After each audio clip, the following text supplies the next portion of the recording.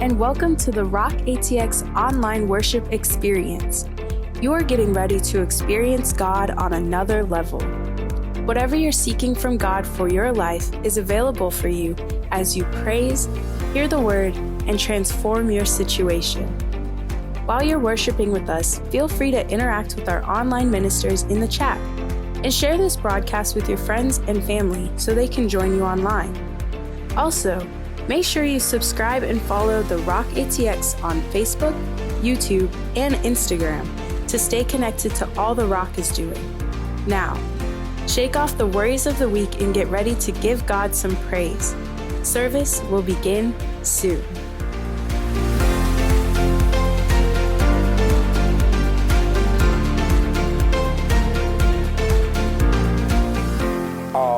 Palm Sunday.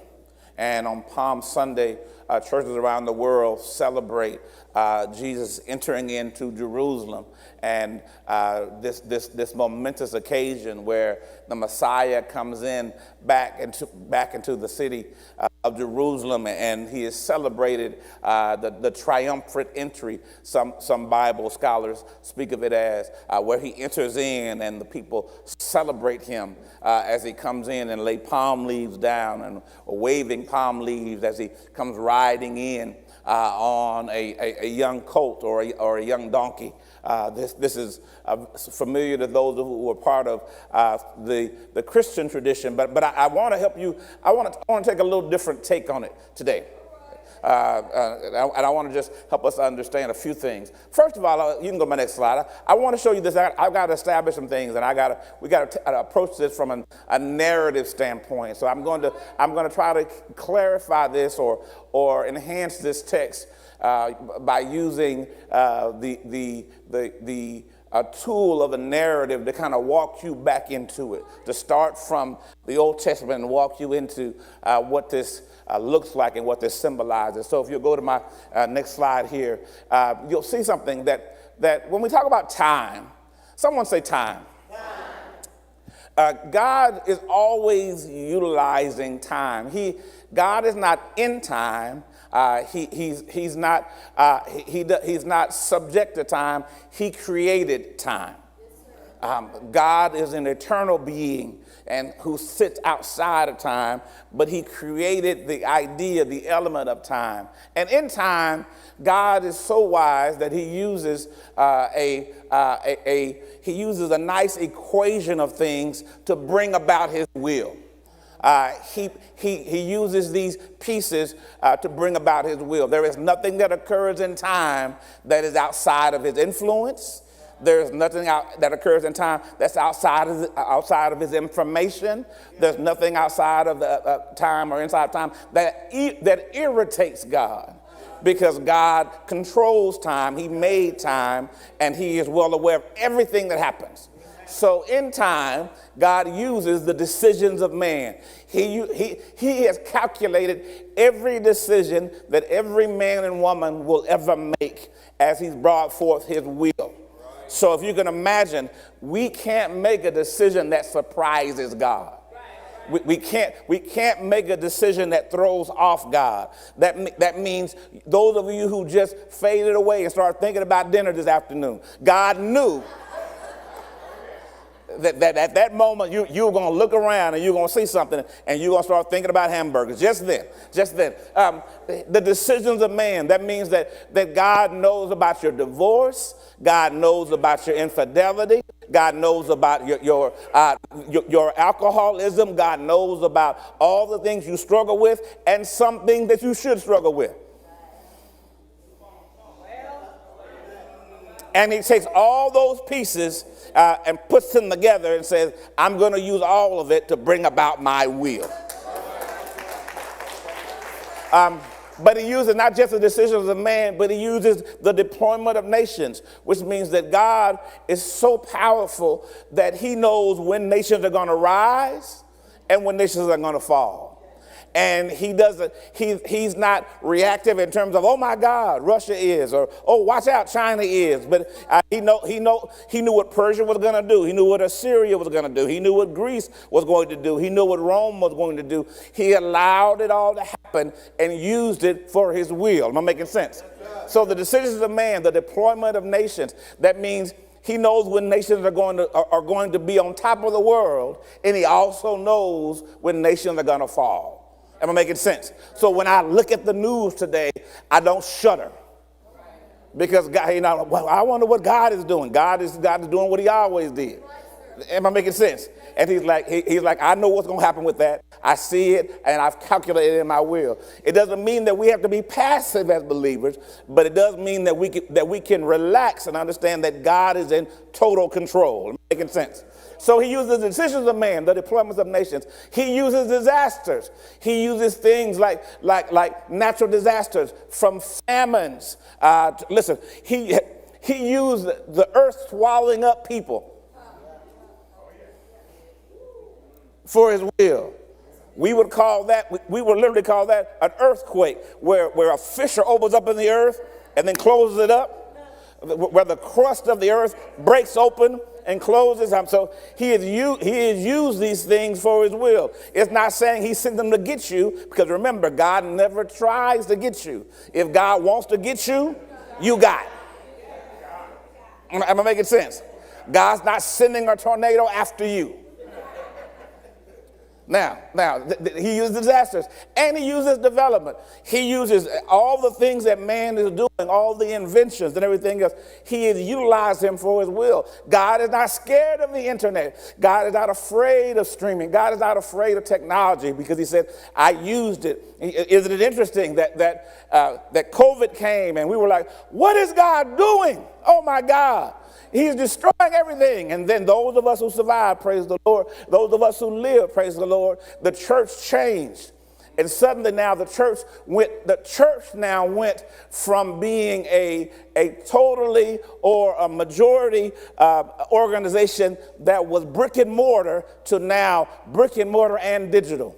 That means some of y'all were reached because COVID came. That you wouldn't have ever been reached by the gospel had COVID not hit the world. And that God let COVID hit the world while we have this kind of technology, and brought them together and made churches and pastors say, I got to rethink how I do church. So now God has used the decisions, the deployment of nations, disasters, and development. Am I making sense? And he's used them to bring about his will. That means God's always in control. He's never tripping. God's never having an anxiety attack. God's never worried, never concerned. And that all the things that happen, where were you, God? He was right there. Am I making sense? So whatever happened to you good, God was right there.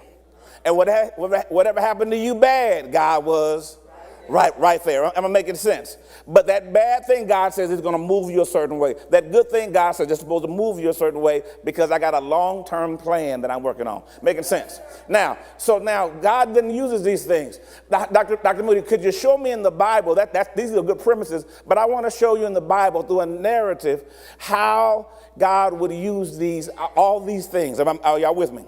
So now, a narrative just means this, that it's going to be Moody story time.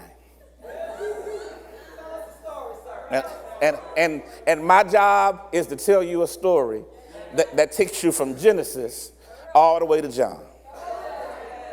Am I making sense? And so now I want you to flow with me, all right?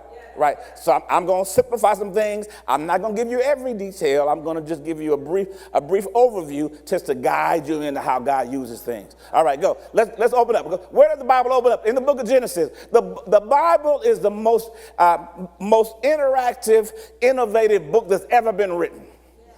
It has been scrutinized by every scholar. It has been scrutinized by every non-believer, and it is still the all-time best-selling book ever in the history of the world. And so, if you think we would have found out that the Bible is a lie, we had plenty of time to figure it out. And it has withstood. Listen, all your deep friends. It has withstood all of their objections. They ain't the first, and they ain't going to be the last. And the Bible is beautiful because the Bible, we see how God operated in time and listen, and had a long time and a long-term plan and how God worked this. Now, when we look at the book of Genesis, we're going to see four great events. So when you think about the book of Genesis, just think about the number 4, all right? Right, so when we think about the book of Genesis, if we keep the number 4 in mind, you'll remember this. There were 4 great events. 1 was creation. God created everything, all right? 2, that means he created the world, he created the earth, he created the heavens, he created the water, he created the land, he created the animals, he created the trees, he created herbs, not herb, he created, and he created people, male and female, all right? So now he created everything. 4 great events, right? Yes, and when he created that herb, that was a great event.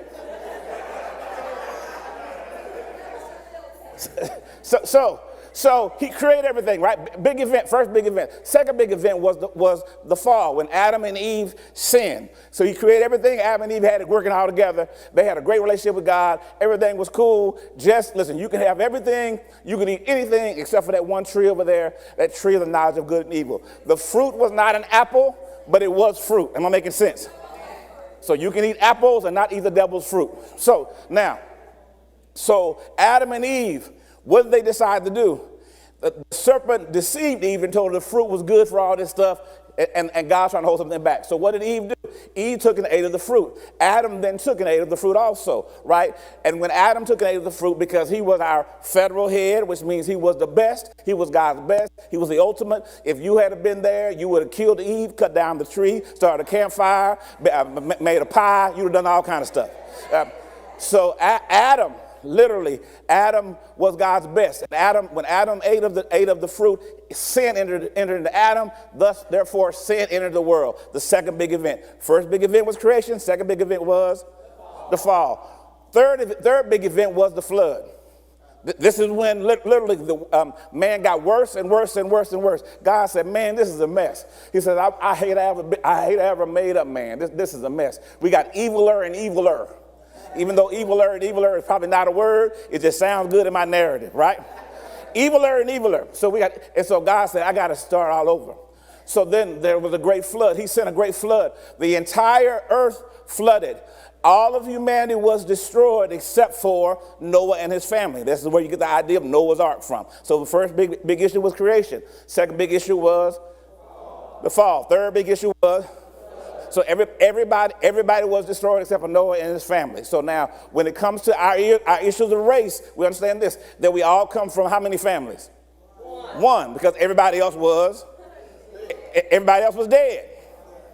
Right. So white people, black people, brown people, Asian people, Hispanic people, Russian people, whatever people you want to name the people, we all came from one family. Right? Am I making sense? Now, now the flood happened, and Noah and his family, they were in the ark. They survived the flood. Noah was obedient. So now after the flood, they landed. God told Noah and his family, okay, listen, you done good. Go and fill the earth. So he told them to spread out, right? What did they decide to do? They said, no, we ain't gonna spread out. We're gonna build up because we just survived the flood. Noah is in the tent drunk, so he's already stressed out because of the flood. So what we're going to do is we're going to build up. They were disobedient to God. So when they were disobedient to God, they had to agree now to build up. Why? Because they had just experienced a flood. And also because they were people of sin because of the fall. Am I making sense? So the flood happened. They're building up the tower. God says, man, they are united against me, and they're going to mess around and build this tower. So now I'm going to confound their language. And that's where we got the Tower of Babel from, because the idea is Babylines, where you don't understand one another. So they did not understand one another, so what did they do? Because they didn't understand one another, they stopped building because they couldn't work together, and then they did what? They spread out. They dispersed. They went all over. And out of this disbursement, literally one group went over here, one group went over there, and they started developing the idea of nations and people. So the same family dispersed because they no longer spoke the same language, and because of their physiological disbursement and coupled with the climate and environmental changes and challenges, and then also coupled with the intermingling, in other words, the inbreeding of that particular group, we became more and more different. Browner became a little bit browner because we kept breeding with brown people in hot environments.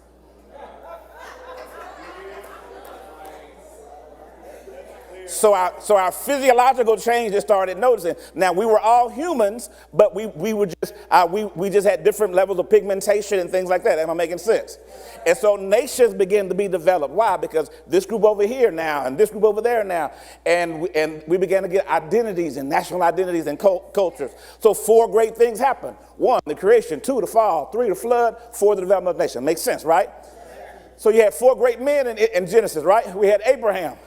God speaks to Abraham and said, listen, Abraham, leave your people, and I'm going to make you a great nation. So now nations are being spread out, but he speaks to Abraham in Genesis chapter 12 and says, I'm going to make from you a great nation. Right? So he prophesies to Abraham and he says, now to you and your descendants. So Abraham leaves and he follows God. He makes a covenant with God. And part of his covenant with God, he says, God, if you give me a son, what's his son name?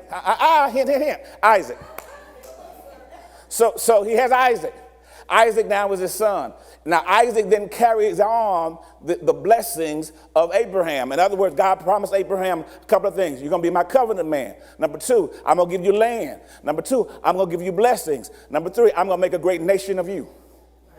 So Isaac now carries on this lineage, and he says, God's going to give us land. God's going to bless us. God's going to bless us. We're going to be covenant people, and then God's going to make nations out of us. We're going to be the people of Abraham, Isaac, and then Isaac had a son named Jacob. Man, you see that, the third person. And so now we got 3 people, and now Jacob then loved life and lived life and has a pretty good life, other than he was a little mixed up maritally. He had little relationship issues with 2 sisters, one Leah. He really loved Rachel, but then he ended up having to marry Leah first. So he loved Rachel so much he married her. He worked for 7 years to marry her, and then after 7 years, Laban said, "Well, you got to marry her older sister first." And so that night, or the wedding night, he presented her older sister Leah. Leah, her name literally means wearied one or wild cow. They would name people after their either their physiological makeup or their demeanor. So Leah was named wild cow or wearied one. So either a physiological makeup or her demeanor led him to name her Leah. And so now you want Rachel, this lovely, beautiful woman, but you get Leah. So he marries Leah, starts having kids with Leah, then he works another 7 years. Now you got to be bad for the man to work 14 years for your woman of God. Am I making sense? Hint to the saints, to the women of God. Listen, make him work. Make him work. Don't be Leah.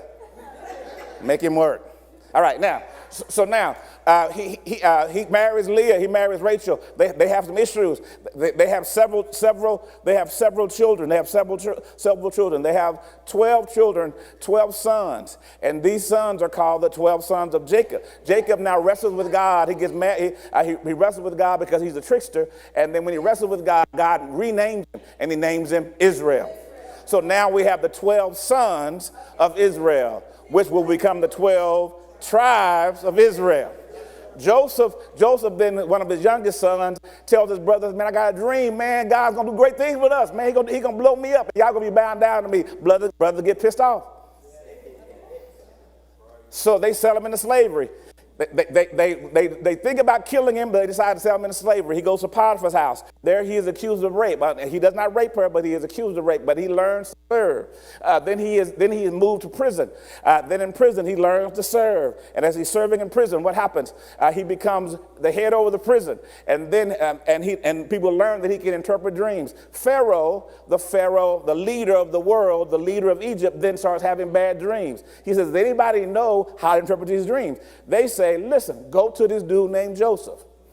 Joseph now is called out of prison and interprets the dream for Pharaoh. He interprets the dream for Pharaoh. He becomes Pharaoh's right-hand man. Am I making sense? Making sense. He becomes Pharaoh's right-hand man, and he becomes the economic developer for this whole entire country. And now, the world goes into a famine. And the world goes into a famine, but Egypt is the only country that has stuff and food. So everybody goes to Egypt, and Joseph is coordinated it all. So Joseph's 12 brothers, or the 12 tribes, go to Egypt because they're hungry because of the famine. Joseph sees them, forgives them, and then places them right outside of Egypt. So now the 12 tribes of Israel are now in Egypt. Go to my next slide.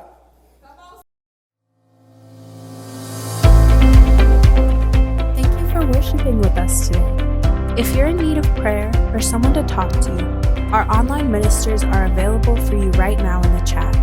And we invite you to join us again for our extraordinary worship services every Sunday at 10:30 a.m., Sunday at 4 p.m., and Wednesdays at 7:30 p.m. Central, where Dr. Moody teaches how to understand the Bible, and you can get your biblical questions answered.